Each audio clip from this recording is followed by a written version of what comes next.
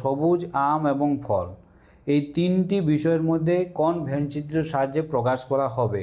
তা আমরা জানি যে আম মানে হচ্ছে ফল, তাহলে আমের যে মানে চিত্র বা আমের যেটা সার্কেল সেটা পুরোটাই চলে যাবে তোমার ফলের মধ্যে। তাহলে এই যে বাইরের যেটা সার্কেল তাকে আমরা কি বলবো না, ফল। এরপরে কি হচ্ছে সবুজ। দেখো ফলের কিছু কিছু ফল সবুজ হয়, আবার কিছু কিছু ফল আলাদা রঙেরও হয়। তাহলে সমস্ত ফল কিন্তু সবুজ হবে না, তার মানে ফলের সাথে সবুজের কিছু একটা সাম রিলেশন থাকবে। আবার কিছু কিছু আম কি হয় না, সবুজ হয়। কাঁচা আম কি হয় না, সবুজ হয়। ঠিক আছে, তাহলে আমেরও সাথে সবুজের একটা কিছু সম্পর্ক থাকবে, সাম রিলেশন।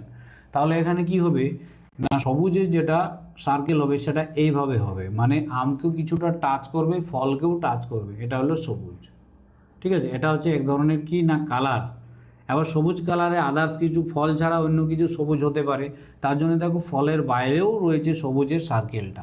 ঠিক আছে, আর এই পার্টটা কি ডিনোট করছে যে কিছু ফল হচ্ছে কিছু আম হচ্ছে কি না সবুজ, মানে কাঁচা আম সবুজ।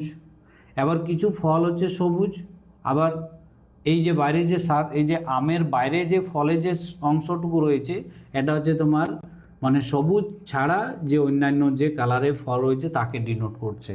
তার মানে এখানে সঠিক অ্যান্সার হবে option B is the right answer.